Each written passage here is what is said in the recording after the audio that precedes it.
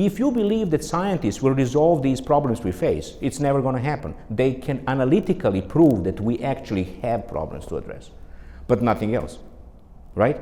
Rebuild by Design in this city, it was actually an attempt to bring technical experts and design experts and sociologists and ecological scientists and others together to begin to figure out how the city can protect itself from natural disasters. Who are the subjects and objects of ecological thinking? And so if I have no a shadow of a doubt that for me, ecological thinking is a process that needs to be instituted. And it has to do, of course, with the awareness and dispositions that ecology through scientific work has brought upon us, no doubt about it. But the ecological thinking, as I said, is something that everyone has to engage in at any level, at any scale. So your question then becomes really, as you work, particularly if it's a design-driven work, your question then is, how can design, really, and broadly construed design, not just the work of professional designers, how can designing, the process of creating something together, right? How can that process be employed in order to create, at the very least, dispositions for ecological thinking in the communities, groups, individuals you work with? So that's the task, right? And if they ask you what would be ecological thinking, it's an awareness, first and foremost, an awareness that things, everything around us, and you too, are related to a larger whole. If you really want to begin to recreate connections and links and circulations and flows between all of these different stakeholders, constituencies, and so on and so forth, and the environment, and so on and so forth, then this work needs to be addressed to everyone. But not necessarily as audience, but as participant. So you are not addressing it, it's not a text that someone should read. It's a manifesto that someone should be moved to act. What I'm saying is that if you really want to create dispositions, you need to create dispositions. And this is a serious work. And this work needs to be explained over a very long period of time through personal engagement. It cannot be done in abstract ways. And it cannot be done by citing scientific analytical reports on what we face and what the dangers are. Because unless it hits you, you will not. You have to think of rhetorical devices and structures that in fact enable people to understand how something that they do impact others, and how, on the other hand, what happens around them impacts them, how that can be visualized, how that can be made tangible. So what is related and how through your work things can be linked in more productive, more ethical, more just ways. I think we should talk about multiple ecologies and not a singular ecology. The reason for that are multiple. They're theoretical as well as practical, they're philosophical, but particularly when one today looks at what drives ecological design-centered work, it is definitely the process of urbanization. And whether one believes in planetary urbanization or not, we all, of course, understand that the differences between what we thought were distinct, different realities, such as urban and rural, for example, are no longer such. And our understanding has evolved to understand more and more that there are differences in degree rather than differences in kind. Therefore, what was thought to be very unique to urban environments and urban processes, and therefore the more conventional definition of urban ecology as sets and ensembles of relations between humans and natural environment and the built environment and so on and so forth, that is characteristic and essential to an urban context, is no longer necessarily the case. The boundaries are much more porous, the relationships and connections, flows and circulations are much more open-ended, and the issues and challenges we deal with are more wicked than ever before. So in that context, I'm interested in multiple ecologies, and I'm also interested in the way in which, in the role that design plays in the context of urban ecologies.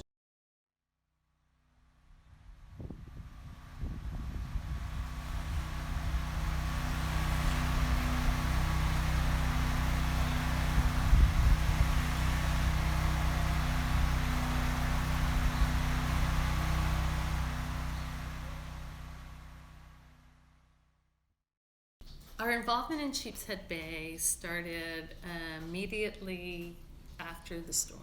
It started out as a bungalow community. It was summer residences only, a bit like Coney Island. It was on marshland. It's very small houses, very close together, organized on pedestrian paths or mews that face an internal landscape rather than the street. And that kind of organization creates close social contact over the years. People have owned these bungalows for generations, and at this point they become primary homes. The deeds for each property go to the middle of the Mews path, and the infrastructure runs underneath that shared path. And the city does not take ownership of that infrastructure until it gets to the street. So that they didn't realize they had, but they actually already had a collective, not just a social collective, but a technical collective in this infrastructure.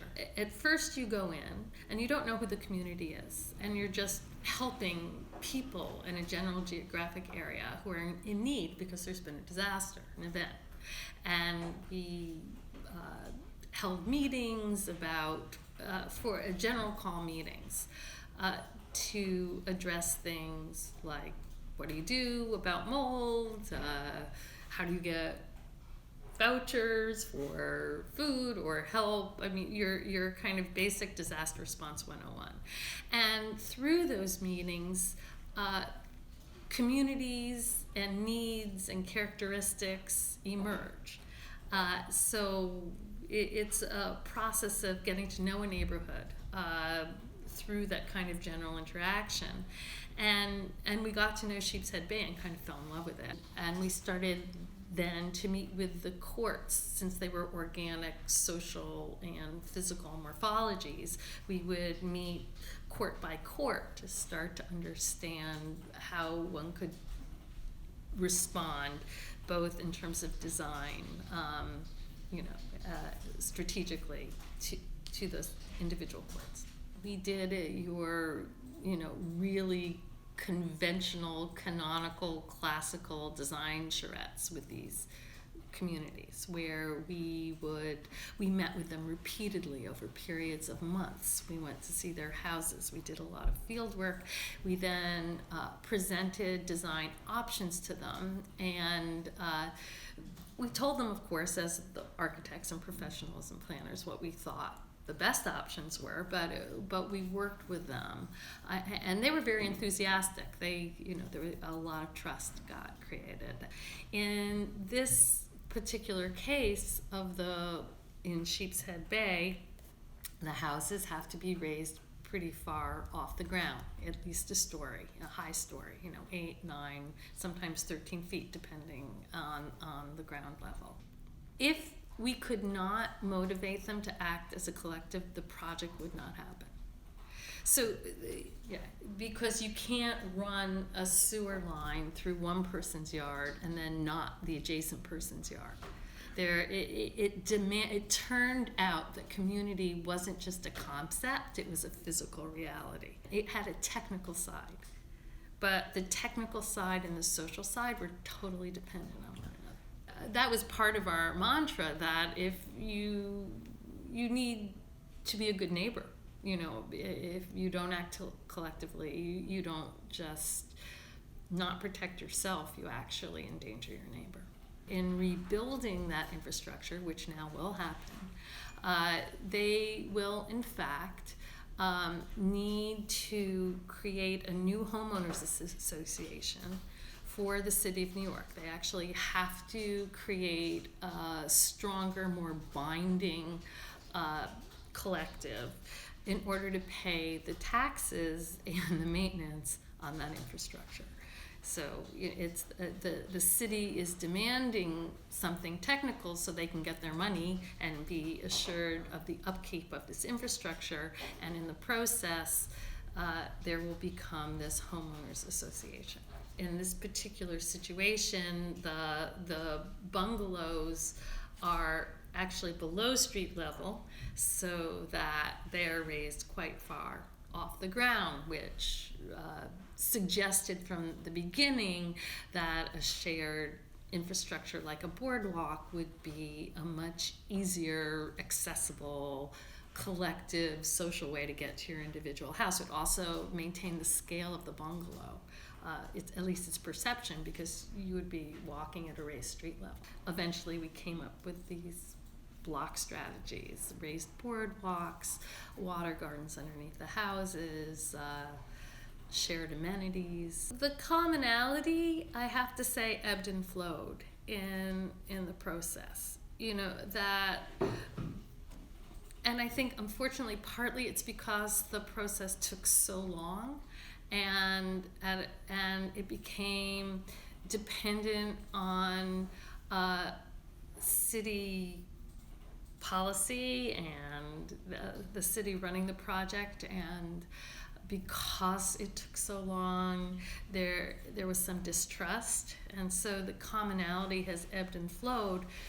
But the truth of the matter is, to give these residents new infrastructure, they had no choice but to act at the scale of the block, because their water and their sewer and is built at the scale of the block.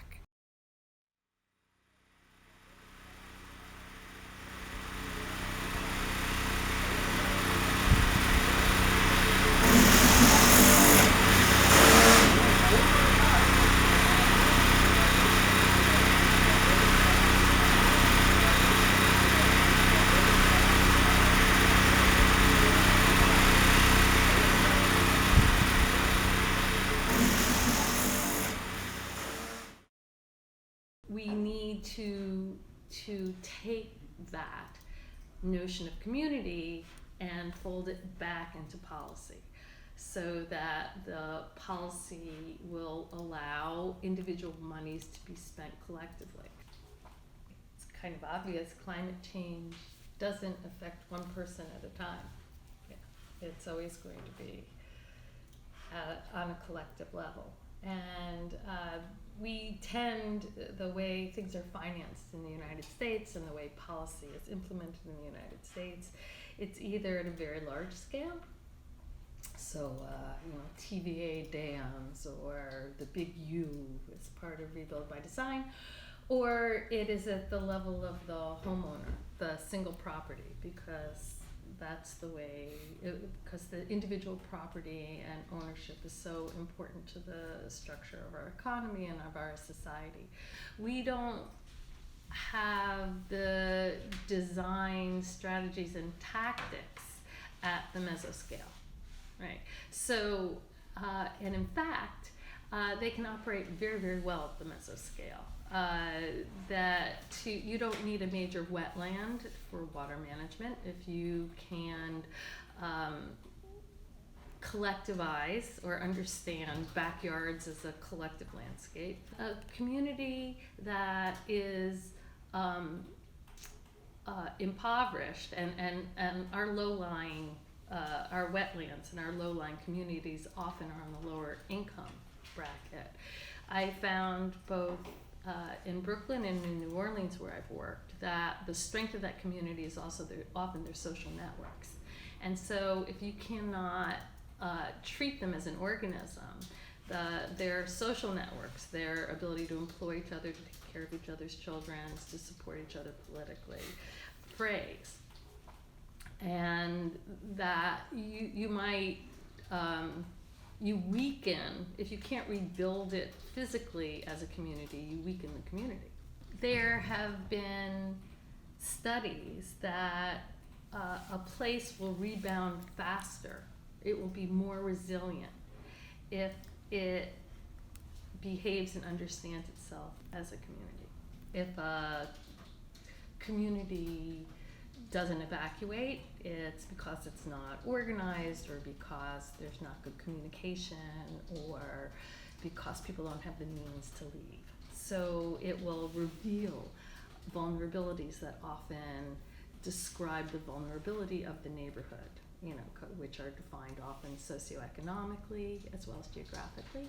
So there are design strategies that can solve certain resiliency issues much more easily and more efficiently and more economically if they're done so at the mesoscale than either the large or the individual scale. The ability of the top-down to truly understand participatory design is limited. But over the past 10 years, because it's been a growing movement, there's been a lot of interest and a lot of desire on the part of city governments and even FEMA to deal with community-based design initiatives. So the rhetoric is there at this point, and a modicum, or certainly there is will, but the ability to make the money flow and to be able to create general political will can be a bit limited still.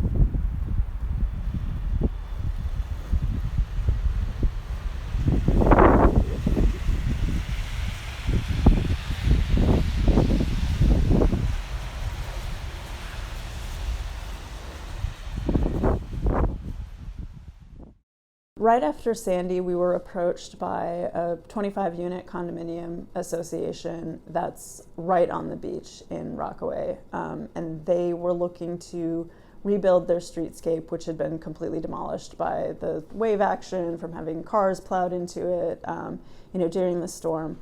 But they also had expended pretty much their entire common fund just fixing up the things to basically make their homes safe to occupy again. So they came to us and they had almost no budget for the project. And they, were actually really reluctant to build much of anything because they didn't want to put in a new street front that would be swept away in the next storm. They also were interested in finding a way to possibly put in something new that might offer them a level of protection from the next storm. But like I said, they had almost no money to realize this. So they came to us and they said, we can't pay you a lot, but, all of the people here are willing to work to, make this vision come together. The project is called the Resiliency Rocks Garden, which is a name that the community came up with themselves.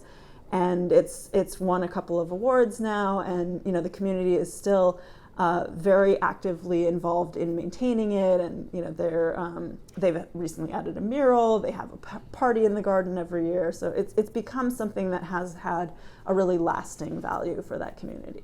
When we first went in, everyone was just like, just build a giant wall, just keep out the next Sandy. We just want a huge wall. And there were many people who were just like, I don't know why we need to put a bunch of other plants and stuff into it. Just give us a gigantic wall. It took a while to get from that initial impulse, which was kind of just defense mechanism, to the richness that could go into the project and the ways that the project could transcend just being a gigantic wall and could actually be a part of the streetscape and something that fostered community and fostered beauty and achieved something more than just blocking out the ocean. So we partnered with a civil engineer to design kind of your traditional flood wall. So it's a timber flood wall. It has self-sealing gasketed doorways that can be closed if there's a threat of a sea surge. And then we married that with an embankment, so a garden that slopes down to the street. So what you get is the protective value of all of that soil volume, which adds to the sturdiness of the wall and the value of the wall as a flood protection structure. It also tilts those plants into the streetscape so that they become a part of the aesthetics of the street. We developed a plant palette for the job that is specifically attuned to things that grow in the dunes of the Rockaway. So things that would be very well adapted to the kinds of disturbances that you see right on the ocean front in terms of salt winds on a day-to-day basis, as well as the occasional surge and inundation. It is technically on a private property of the condo, but it's within an easement of the city. So it is subject to the Department of Transportation, the Department of Parks and Recreation, all of their standards. It's maintained by the condo association, but at any time the city could make their own changes to it. When it came to actually building the design, there were a lot of surprises in the process because we worked directly with the condominium board to organize a series of volunteer planting events. So, we got these people who had been, kind of locked indoors for the winter, dealing with all of the various losses of Sandy, most significantly the loss of this feeling of being really connected to their community. I mean, the beach is a very lively community. The boardwalk was kind of this central meeting place where you'd see your neighbors in a kind of casual day-to-day way. It was just so much a part of the daily vibrancy and life of that place. And so I think that connection to their neighbors was really missing. So when we hosted these volunteer events, we didn't really know what to expect, and we were just blown away by the number of people who showed up and their enthusiasm to just roll up their sleeves and help us plant this place. And it really, I think it brought people together in a way that made them recognize their ability to heal themselves. And it also showed us just how important it is to have places where people can feel connected to their neighbors and can feel that they're not alone and that they're dealing with the same challenges and can help not only themselves but their neighbors to get through things. People have a pretty limited vocabulary, I think, for topics as complex as the landscape, infrastructure, urbanism, but everybody kind of knows what they like when they see it. So a lot of the process was like showing different images and saying, should it feel more like this or more like that? And that's one of the ways that we've been able to really successfully engage communities. We all can think pretty well with our eyes, even if we don't have the words to describe what it is that we want. And so, that's been a really helpful tool for us, is to kind of, pictogram things out. And people actually, it kind of unlocks their ability to define what they want when they have something to react to, even if it's just, I don't want that because, that seems too shady, or I don't want that because that space seems too small for the amount of people that I imagine gathering here. Local politicians got involved, local businesses got involved. There were, kids who came out to help plant. So it became this kind of growing, education about resilient building and about neighbors helping each other. And it really had impacts that were far beyond what we imagined from such a small project. Resilient landscapes is that it's not just about their physical ability to protect you from some kind of atmospheric disturbance. It's about their ability to bring neighbors together so that they know they're not alone, so that they feel that they're part of a community, so that their community is visible to them and that they can help themselves and each other in small and large ways every day.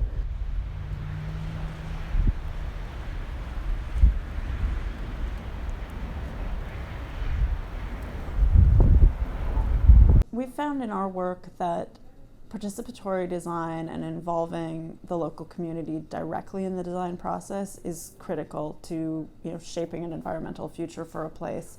In fact, it's one of the reasons that we founded our own firm, because we felt that there was a lot of cynicism around the community process in design. It was sort of something that you were required to tack on to a design process, and it wasn't really thought of as central to that process. It was kind of like, okay, now we have to report back to these community groups, instead of being really a source for the ideation of a project. My partner is an urban designer, so he brings to the table that expertise and that discipline and that way of thinking. I'm a landscape architect, which is its own way of thinking about how to shape the environment and its processes.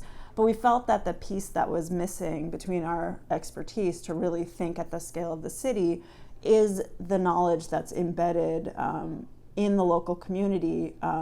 Simply by being a resident of a community for a few years, a generation, in some cases many generations, you know things about that community. You understand its operations, its workings, its ecology, and what is right for that place in a way that really can't be supplanted by any external discipline. So when we founded our firm, we chose the name Local Office because we really felt that that had to be the third pillar of design. So landscape architecture, urban design, and marrying that with the expertise that's embedded in a community. We've worked in communities that we have some familiarity with ourselves, but we've also worked in places that we don't know well, and there we've really been challenged to, understand from the perspective of a local how that community operates. Not just in the sense of how the urban infrastructure operates or how the landscape operates, but how its social structures work, how its cultures work, what do people value, how much of the physical history of that place, has a bearing on what people see for the future. And we found that working in this way really has been generative to our design in a way that I think has given agency to the people that we work with. Everywhere that we work, we see this condition that you have ecological and environmental vulnerabilities overlaid on people who are economically vulnerable. That's just how settlement works. It's the poorest people that settle in the places that are riskiest to occupy for a variety of reasons. And so these are people whose voices typically have not been heard in the future of their urban spaces. They're living in these marginal places simply because their voices were not heard in the process, or they didn't have their own agency in the process of choosing where they live and how that environment operates. So by making them a central voice to the design process, you return that agency to them. You give them a voice in their own future. And we found that not only is that important to, making them feel some ownership of the project, but it's really important to shaping a project that is appropriate to them and shaping a project that has kind of a built-in constituency that will take care of it. I mean, you can go around, building parks all over the earth, but if you're leaving them behind without people who care for them and feel ownership of them and feel pride in them and, will go out and take care of them, you're creating something that just becomes a long-term liability as opposed to something that sews itself back into the urban fabric. I think that the community process matters everywhere, but I think, at least for the work that we do, we've really prioritized the community process in these places simply because we're dealing with people who have been historically disenfranchised. History is already on the side of people who have wealth and resources, right? Those are people who probably already have a voice in what happens in their community regardless. There's a big difference between those kind of communities and communities that have sprung up in places where no one else wanted to be for various reasons. And those are people who, regardless of the overall political climate, so whether we're talking about the United States where there is great income disparity or really anywhere else in the world where you may have, that disparity to a lesser extent, you're still dealing with the people who have the smallest, quietest, weakest voices in that society. So it's especially important to involve them in the process and understand what matters to them and also, what's appropriate within their urbanism. The old approach would be, someone has a great idea in a vacuum for how to solve that. Okay, let's get everyone out. Sure, that makes sense. We can all agree that we don't want to continue making people live in places that are really fragile and vulnerable. How do you accomplish that equitably, though? You can force everyone to get out, but chances are a lot of those people have nowhere else that they can afford to go, at least not within the 5 boroughs of New York City. So now you're displacing them, you're displacing their whole connection to their livelihood. They possibly have to move somewhere with a totally different set of vulnerabilities, and now a set of vulnerabilities that they're not adapted to because they didn't grow up there or spend a large part of their lives there. So this is where it becomes really important to get in at the kind of granular level of the community and understand what constitutes a viable and equitable future for them. You know, the way that I was educated, design was not considered a listening profession. It was, you originate a big idea based on your expertise, in that field, and then you go out and build it in the world. And I don't think that our profession can survive if we continue operating that way. I think that the kind of challenges that we as designers need to address in the face of global climate change, sea level rise, some really overwhelmingly big challenges.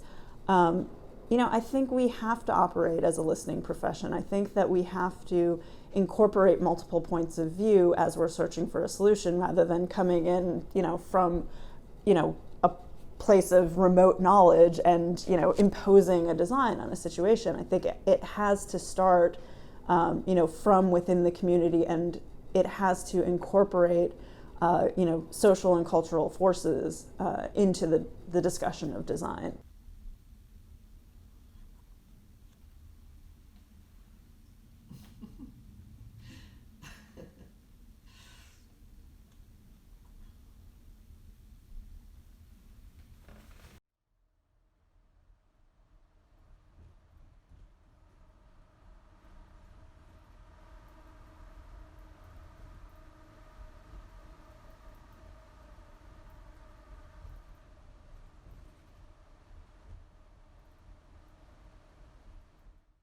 So why participatory design now? I think it's very interesting. I'm trying to figure it out myself. I'm not quite comfortable with the term, but the spirit behind it is something I've been committed to for 4 decades of living and working in the New York area. And I think it's come back with great urgency, mostly since the financial crisis of 2008, Occupy Wall Street, and so the sense of taking control of the fate of the earth and the environment in our own hands rather than delegating it to government or corporations. And also, of course, Hurricane Sandy was a wake-up call for New York about climate change. It seemed very distant in time and space to New Yorkers before that. So I think it's a complex nexus of problems between social inequity and climate change. New York continues to be a little bit of a bubble within this reality of say, how urban America faces these crises, because there is this huge benefit that continues to roll in from the taxation of the bonuses on Wall Street. So the billions and billions of dollars that come from just Goldman Sachs, for instance, finances so much of this privileged work of a big U or, Brooklyn, the continuation of the Bloomberg legacy, even more so because the city is even more flush with cash given the success of Wall Street in the past 8 years. Of course, New York is fantastic and a wonderful example of all these great participatory practices, but it's flush with cash relative to the rest of the country. Go to, there's a lot of interest in Detroit, but go to Baltimore, go to Newark, go to hundreds of other cities across the country, and they're bleak. Those are the places where the possibility, if it's allowed, for self-governance, common ownership of land, the kind of practices that I saw in the East Village 40 years ago that really flourished and still make that neighborhood so attractive even today. So I think it's very exciting to see, not just in Detroit, but a lot of projects in these cities that are socially based, ecologically based, not participatory in terms of a professional language, but just in terms of the actual engagement of residents and determining their own future outside of, government resources. And I like the more recent term co-design. So we're all co-designers in the fate of the earth, and so it's definitely looking at the whole of society as the us. I mean, participatory design, if it's true, is just us collectively. Us is, the civic us.